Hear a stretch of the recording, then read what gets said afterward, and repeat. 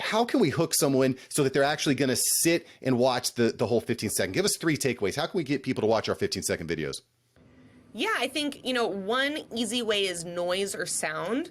When we hear something that is not normal or not what we expect, we will pay attention and we will hang around for a little bit longer to see what was that noise about? Is this the beginning of a song that I know? Like, why did that sound different? So I think noise and sound is a really big aspect to being able to grab someone's attention.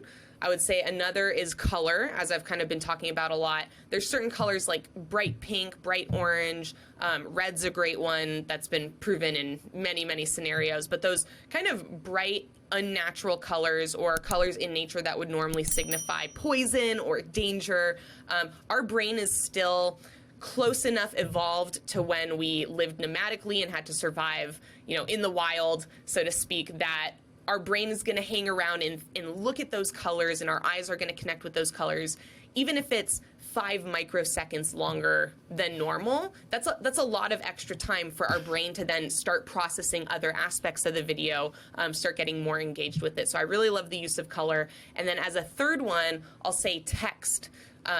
People, kind of the same way you would with a LinkedIn post or any other text-based post, if you ask someone a question right away, they're going to be a bit more likely to hang around because either they want to answer or the question prompts them to think about what is happening next, or like, where is this video going, when they started out with a question.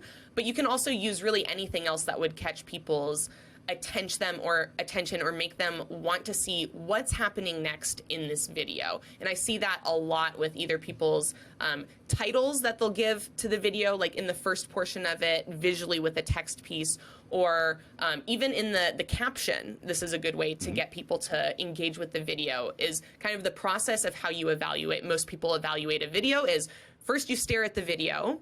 If you don't find something in the video or in the sound that makes you want to keep watching the video right away, then you'll glance down to the caption to see if there's some hidden information there or some context that makes the video make more sense as to why you should be watching it. So that's another great place to get people interested and captivated enough to see what's happening, at the end of the video or in the middle of the video. And another kind of just like purely tactical way I've seen this done is people will say, wait till you see what happens at the end, or you won't believe, what happens. And they'll reference the end of the video so that you're thinking, oh, well, now I got to hang around and at least see what they've baited me to want to see and find out. Yeah, building anticipation, I think, is a really big thing. Another tip that Travis Chambers shared with me, he's a guru when it comes to this stuff, was challenging someone, saying, I'm going to prove to you. By the end of this video, I'm going to prove to you. So giving some sort of like, well, you're not going to prove it to me. My feet are dug in, right? Yeah. And people kind of want to disprove you. I also really like the idea of being unexpected with your colors, with your text, with your GIFs, with your audio experiences. But one of the concerns I sometimes have, Maayan, is that I'm making my videos too busy. With 15 seconds, you've got to get a lot of information in there really quickly. Do you ever feel like maybe too much text is too much, or do you try different things? What are your thoughts on that? Yeah, I think with every element, there's probably a sweet spot. I think it's really hard to identify what that is as a human being, where we have all these different, like if we were computers, we could probably run a program and, know exactly what that element is. Or what that sweet spot is. But I think, yes, with anything, there can be too much and there can be too little. I've noticed when you have too much text, people don't have enough time. It's just the timing. If you don't let people have enough time to read the text, they'll give up on it and they'll feel like they'll almost be angry at it. They'll be like, I don't like this video because I was kind of interested at first, but then I lost interest when I couldn't satisfy my curiosity or satisfy that itch that the interest created.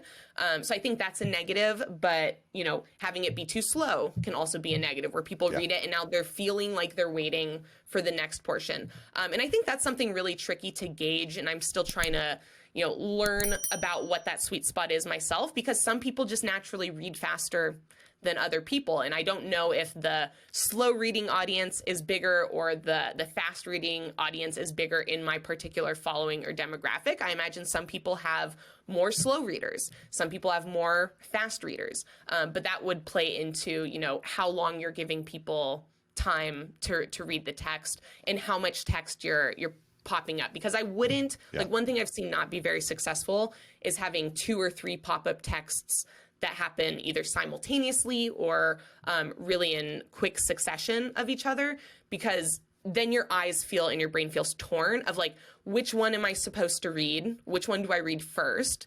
And then by the time you've made the decision and started reading, now it's disappeared and it's on to the next text. And again, it makes you feel frustrated.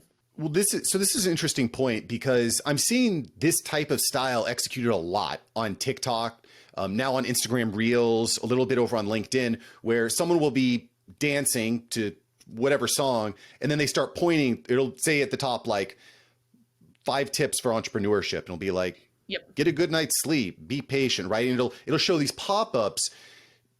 So I'm kind of confused on this, because I agree with you that too busy, too much reading almost detracts from the video.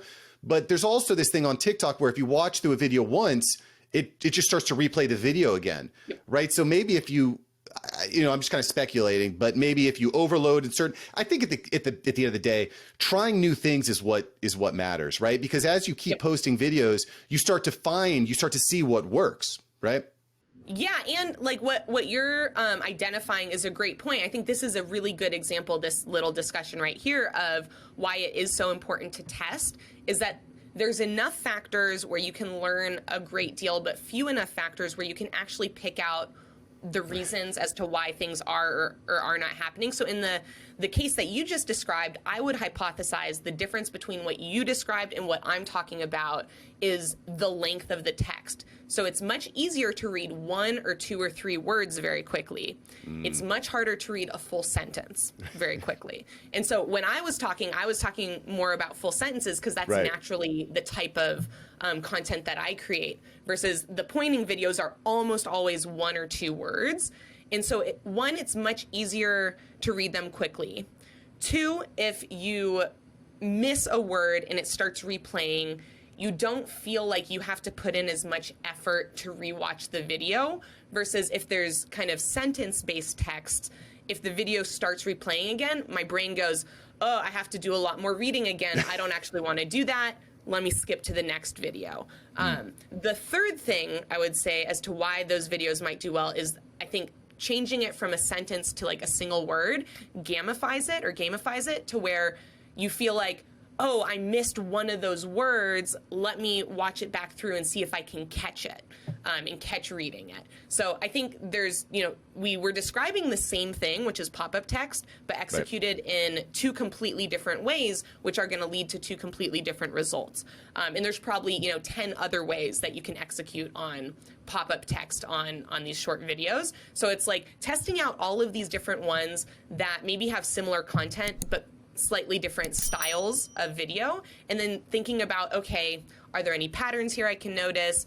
Is there reasonably something that's like, can I observe something and then find justifications as to why that would be happening? It's, I think, a really important point. Try new things, make hypotheses, test them, and find what works. Thank you so much for watching. I'm glad you enjoyed this episode. I've got several other episodes right here for you. Smash one of these videos to make sure that you don't miss out on the tips, tools, and tactics of industry experts. Let's take that side hustle full time. Smash one of these links.